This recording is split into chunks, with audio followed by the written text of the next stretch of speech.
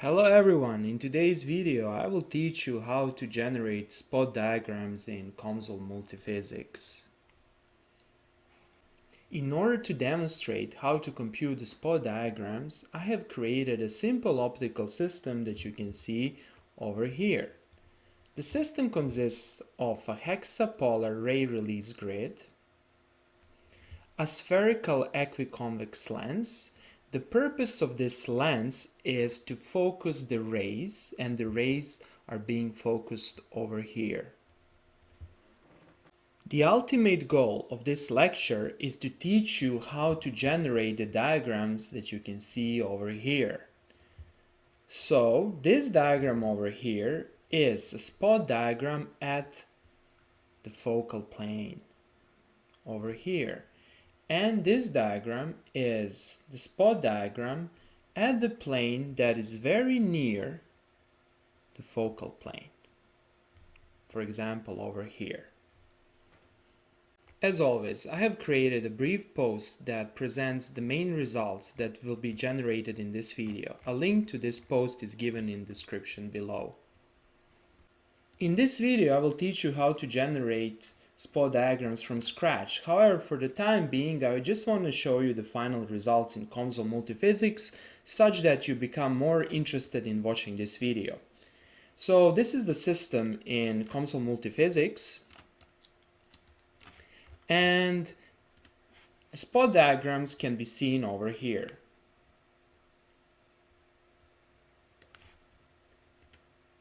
These are the ray tracing results. This is the ray releasing plane, this is the lens, and this is approximate focal plane. Okay, so let's start from scratch. I'm using COMSOL 5.6 version, just for the reference. So you click on the model wizard, you click on 3D, and then you click on optics and you select ray optics. Under the ray optics, you can select geometrical optics and you click on add. Then you click on study. Then you click on time dependent or ray tracing, doesn't matter. I'm going to select the ray tracing option. Double click or you click on done. Great, so this is your empty COMSOL multiphysics screen and window, so you can start with modeling. So the first step is to define the problem geometry. To do so, we do the right click on geometry and we can find the option parts and we click on part libraries. And under the part libraries, we select the ray optics module, we click on 3D and we click on spherical lens. We expand the spherical lens option and we select the equiconvex lens 3D. Double click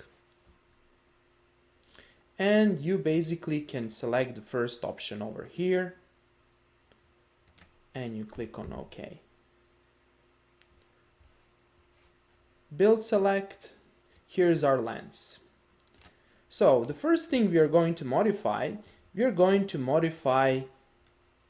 position and actually the orientation of this lens. So you can see right now that this plane is lying in the XY axis. I don't like that. I don't like my optical axis to be in the Z direction, so I'm going to modify that by selecting here 0 and putting here 1. So by doing so, you're specifying the unit vectors that define the optical axis, and you click on build select and now everything looks perfect. My optical axis is in the Y direction. The next step is to set the geometrical optics parameters. So I click on geometrical optics and the first option that I need to adjust is to make the maximum number of secondary rays to be 0. You need to do that because you don't want to have rays that will be reflected from this surface. And you can also select compute optical path length, and these two options are optional.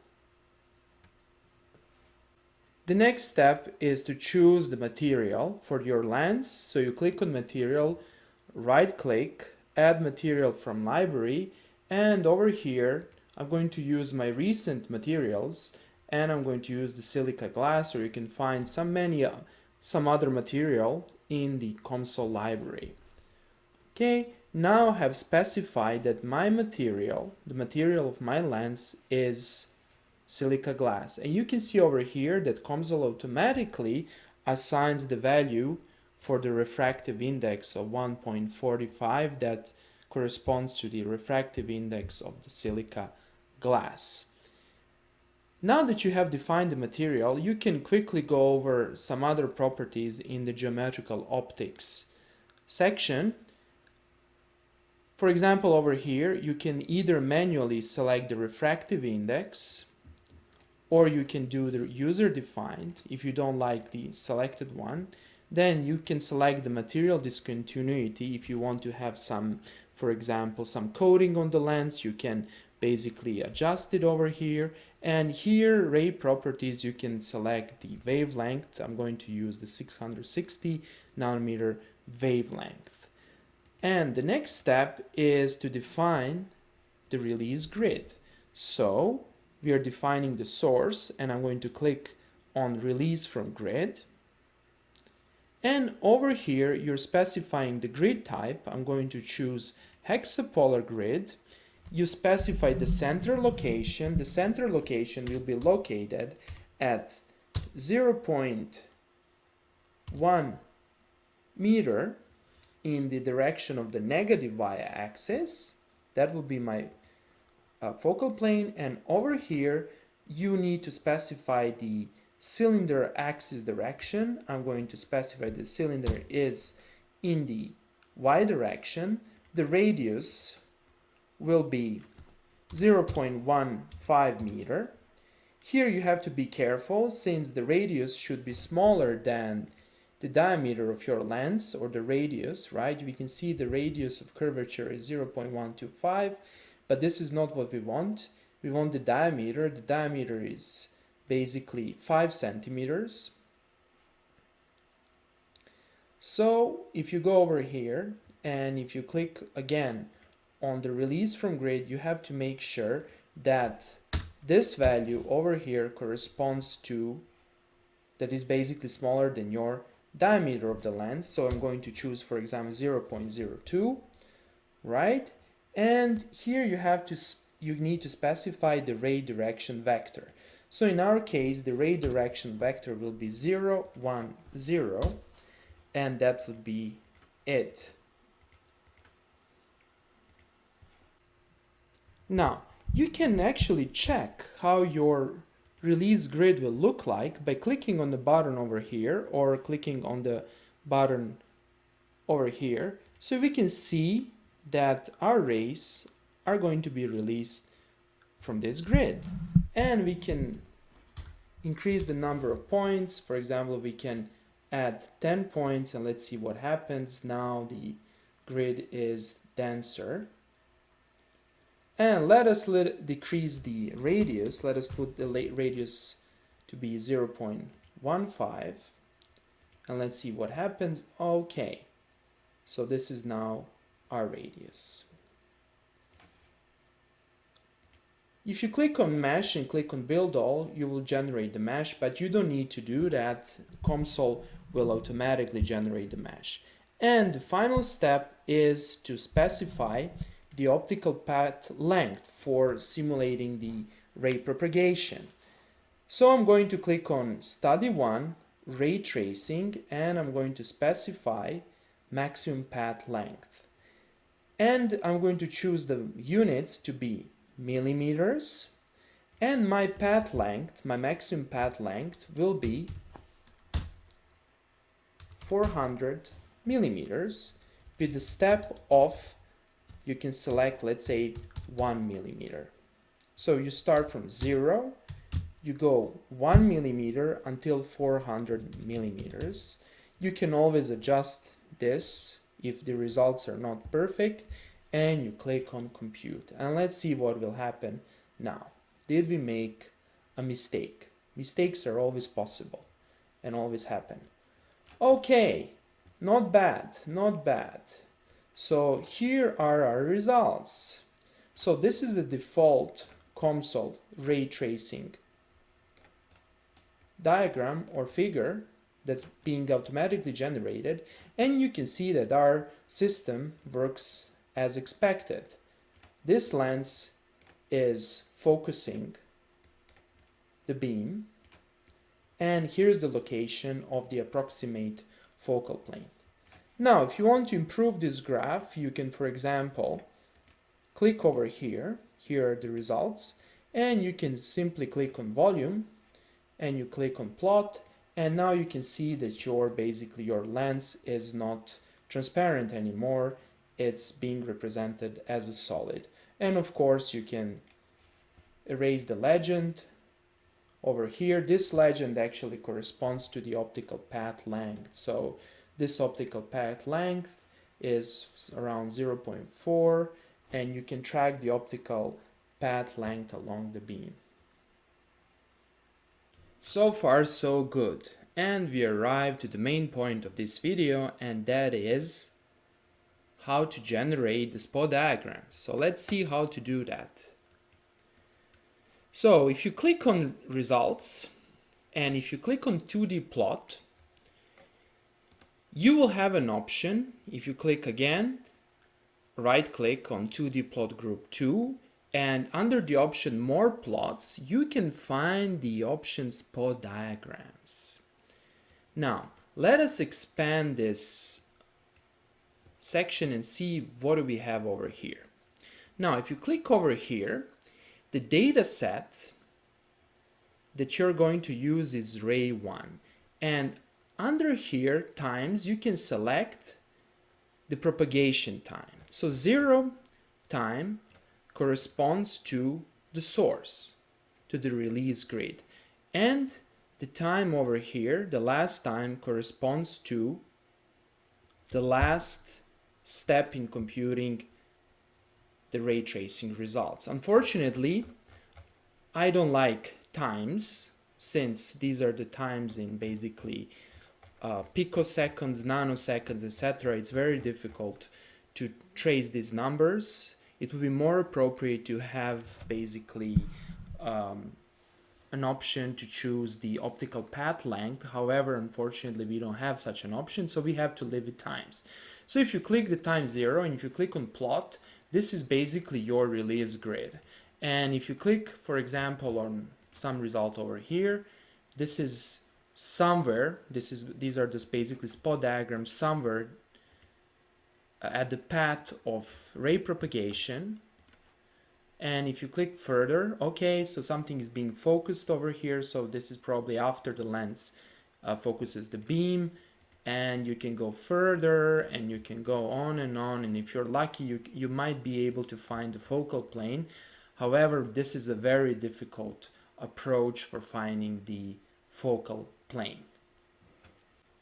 Another thing to notice over here is that basically COMSOL is always showing the RMS value of your spot, right? So by tracking this number, you can approximately determine the position of the focal plane, because in the focal plane this number will have the minimum value.